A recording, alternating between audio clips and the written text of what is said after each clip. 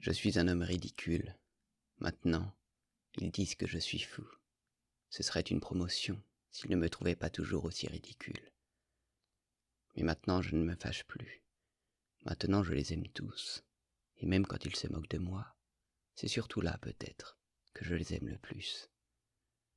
Je me moquerais bien avec eux, pas de moi-même, non, mais en les aimant, si je n'étais pas si triste quand je les vois. Si triste, parce qu'ils ne connaissent pas la vérité, et moi, je connais la vérité. Oh, qu'il est dur d'être seul à connaître la vérité. Mais ça, ils ne le comprendront pas. Non, ils ne comprendront pas. Avant pourtant, je me suis bien rongé d'avoir l'air ridicule. Pas d'avoir l'air, d'être. J'ai toujours été ridicule. Et je le sais peut-être depuis le jour de ma naissance. J'avais 7 ans peut-être. Je savais déjà que j'étais ridicule. Après, je suis allé à l'école. Après, à l'université et quoi. Plus j'apprenais des choses, plus je n'en apprenais qu'une, que j'étais ridicule. Si bien qu'à la fin, toute ma science universitaire, pour moi, c'était comme si elle n'était là que pour une chose, pour me prouver et m'expliquer, au fur et à mesure que je l'approfondissais, que j'étais ridicule. Et la vie suivait la science, d'année en année. Je sentais grandir et se renforcer en moi cette conscience perpétuelle de mon air ridicule à tous les points de vue. Tout le monde s'est toujours moqué de moi. Mais personne ne savait, ne pouvait deviner que s'il y avait un homme sur terre qui savait plus que tous les autres que j'étais ridicule, eh bien, c'était moi-même. Et voilà bien ce que je trouvais le plus humiliant, qu'il ne le sache pas. Mais là, c'était ma propre faute. J'ai toujours été si orgueilleux que jamais, pour rien au monde, je n'ai voulu le reconnaître devant personne. Cet orgueil, il s'accroissait en moi d'année en année. Et si je m'étais autorisé à le reconnaître même devant n'importe qui, je crois que là, sur le champ, le soir, je me serais pulvérisé la tête d'un coup de revolver. Oh, comme je souffrais dans mon adolescence de ce que je ne puisse pas y résister, et que d'un coup, d'une façon ou d'une autre, je le reconnaisse, moi-même, devant mes camarades. Mais depuis que j'étais devenu un jeune homme, même si j'apprenais d'année en année et toujours de plus en plus, cette particularité monstrueuse qui était la mienne, je suis, je ne sais pas pourquoi, devenu un peu plus calme.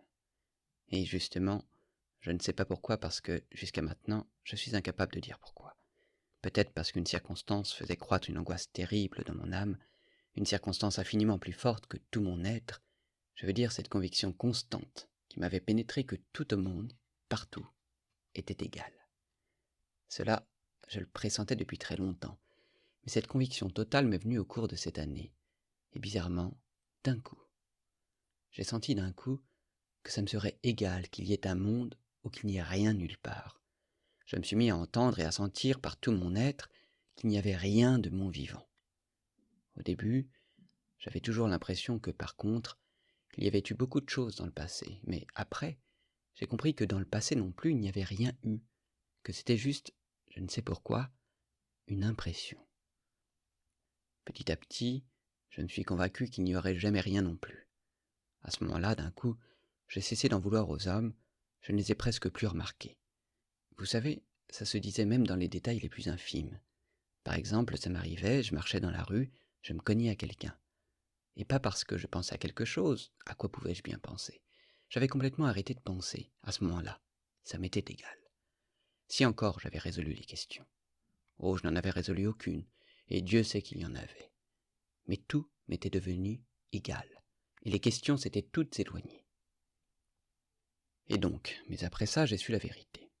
La vérité, je l'ai su en novembre dernier, et plus précisément, le 3 novembre. Et depuis ce temps-là, je me souviens de chacun de mes instants. C'était un soir lugubre, le plus lugubre qu'il puisse y avoir. À ce moment-là, à 11 heures du soir, je rentrais chez moi et, justement, je me souviens, je me suis dit que, vraiment, il ne pouvait pas y avoir de moment plus lugubre. Même d'un point de vue physique, il avait plu toute la journée. Et c'était une pluie froide, et la plus lugubre, une pluie même qui était comme féroce. Je me souviens de ça, pleine d'une hostilité flagrante envers les gens. Et là, d'un coup, vers 11 heures du soir, la pluie s'est arrêtée et une humidité terrible a commencé. C'était encore plus humide et plus froid que pendant la pluie. Une espèce de vapeur remontait de tout ça, de chaque pierre dans la rue et de chaque ruelle, si l'on plongeait ses yeux dedans, au plus profond, le plus loin possible depuis la rue. D'un coup, j'ai eu l'idée que si le gaz s'était éteint partout, ça aurait été plus gai, que le gaz rendait le cœur plus triste, parce qu'il éclairait tout. Ce jour-là, je n'avais presque rien mangé, et j'avais passé tout le début de la soirée chez un ingénieur, où il y avait encore 2 autres amis. Moi, je me taisais toujours et je crois que je les ennuyais. Ils parlaient de quelque chose de révoltant, et même d'un coup, ils se sont échauffés. Mais ça leur était égal, je le voyais, et ils s'échauffaient juste comme ça. C'est bien ce que je leur ai dit d'un coup. Messieurs, je leur ai dit, mais ça vous est égal. Ils ne se sont pas sentis vexés, ils se sont tous moqués de moi. C'était parce que j'avais dit ça sans le moindre reproche, et juste parce que ça m'était égal à moi aussi. Eux, ils avaient vu que ça m'était égal, ça les avait tous mis en joie. Quand j'ai eu cette idée sur le gaz, dans la rue, j'ai regardé le ciel. Le ciel était terriblement obscur, mais on pouvait nettement distinguer les nuages avec, entre eux, des taches noires insondables. Tout à coup, dans une de ces taches noires, j'ai remarqué une toute petite étoile, et je me suis mis à la regarder fixement. C'était parce que cette toute petite étoile m'avait donné une idée. J'ai décidé de me tuer cette nuit-là. Cette décision, je l'avais prise fermement depuis déjà 2 mois, et tout pauvre que j'étais, j'avais acheté un très beau revolver, et le jour même, je l'avais chargé. Mais 2 mois s'étaient déjà passés, et il était toujours resté dans son tiroir. Mais tout m'était tellement égal que j'avais fini par vouloir tomber sur une minute où ça me serait moins égal. Pourquoi ça? Je n'en sais rien. Et donc de cette façon, tous les soirs, en rentrant chez moi, je me disais que j'allais me brûler la cervelle. Je guettais la minute. Et là donc, maintenant, cette petite étoile m'avait donné l'idée, et j'ai décidé que ce serait absolument pour cette nuit. Et pourquoi cette petite étoile m'a donné cette idée? Je n'en sais rien. Et là, pendant que je regardais le ciel, tout à coup cette petite fille m'a saisi par le coude. La rue était déjà déserte. Il n'y avait presque plus personne. Au loin, un cocher dormait sur ses drochkis. La petite fille avait dans les 8 ans, un petit foulard sur les épaules avec juste une robe, toute trempée. Mais je me suis souvenu surtout de ses souliers, troués et trempés, et je m'en souviens toujours. Ce sont eux, surtout, qui m'ont sauté aux yeux. Elle, tout à coup, elle s'est mise à me tirer par le coude et à m'appeler. Elle ne pleurait pas, mais d'une voix bizarrement octante, elle criait des mots qu'elle n'arrivait pas à prononcer correctement, parce qu'elle était prise de fièvre, traversée de frissons. Je ne sais pas pourquoi elle criait, d'une voix terrorisée, désespérée. « Ma maman, ma maman !» Je m'étais déjà tourné vers elle, mais je n'ai pas dit un mot. Et je poursuivais mon chemin, mais elle me poursuivait et me tirait par le coude, et à ce moment-là, sa voix eut ce son qui signifie le désespoir chez les enfants vraiment terrorisés.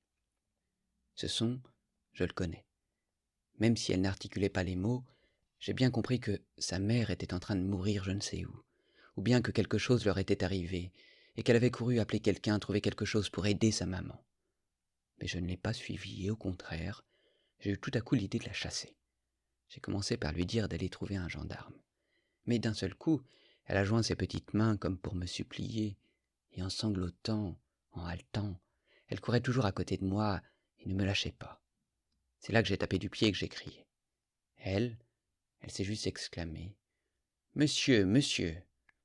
Mais d'un seul coup, elle m'a abandonné et elle a traversé la rue à toute vitesse. Là aussi, un passant venait d'apparaître, et visiblement, elle m'abandonnait pour se jeter vers lui. J'ai grimpé jusqu'à mon 4e étage. Je vis en location, nous avons des meublés. Ma chambre, elle est pauvre et petite, avec une fenêtre de grenier en demi-cintre. J'ai un divan couvert de toile cirée, un bureau sur lequel il y a des livres, 2 chaises et un fauteuil profond d'une vieillesse insigne, mais un fauteuil Voltaire. Je me suis assis, j'ai allumé la bougie et j'ai pensé. À côté, dans l'autre chambre, derrière la cloison, la débauche continuait. Cela faisait 2 jours qu'il n'arrêtait pas. La pièce était occupée par un capitaine à la retraite, et il avait des invités, 5 ou 6 bons à rien. Il buvait de la vodka et jouait au stos avec des cartes usées. La nuit d'avant, il y avait eu une bagarre, et je sais que 2 d'entre eux s'étaient longuement traînés par la tignasse. La logeuse voulait se plaindre, mais elle a eu une peur bleue du capitaine. Comme autre locataire dans nos meublés, il n'y a qu'une petite dame malingre et frêle, une femme de soldat, une provinciale, avec 3 petits-enfants, et qui sont tous tombés malades dans nos meublés. Ces enfants et elle, ils ont peur du capitaine à s'en évanouir. Ils passent la nuit à trembler et se signer, et même, le plus petit, de peur, a fait une espèce de crise.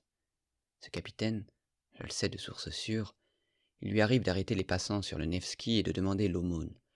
On ne veut de lui à aucun poste. Mais chose étrange, c'est bien pour cela que je le raconte, ce capitaine, depuis 1 mois qu'il vit chez nous, il ne m'a jamais énervé le moins du monde. Évidemment, et dès le début, j'ai évité de le fréquenter, et puis il s'est vite ennuyé avec moi, mais il avait beau crier tant qu'il voulait derrière la cloison, et s'entasser autant qu'il voulait, moi, ça m'était toujours égal. Je reste toute la nuit dans mon fauteuil, et réellement, je ne les entends pas, tellement je les oublie. Parce que toutes les nuits, je ne dors pas, et jusqu'à l'aube, et voilà déjà 1 an que ça dure. Je passe toutes mes nuits devant mon bureau, dans mon fauteuil, et je ne fais rien. Les livres, je ne les lis que dans la journée. Je reste là et, même, je ne pense pas. C'est juste comme ça, quelques pensées errantes, et je les laisse errer. La bougie fond jusqu'au bout pendant la nuit. Je me suis assis à mon bureau sans faire de bruit. J'ai sorti le revolver, et je l'ai posé devant moi. Quand je l'ai sorti, je me souviens, je me suis demandé « Oui ?» et je me suis répondu d'une manière absolument affirmative « Oui ». C'est-à-dire que j'allais me tuer. Je savais que cette nuit-là, j'allais me tuer à coup sûr. Mais combien de temps j'allais encore rester devant mon bureau jusqu'à ce moment-là, cela, je n'en savais rien. Et bien sûr, je me serais tué sans cette petite fille.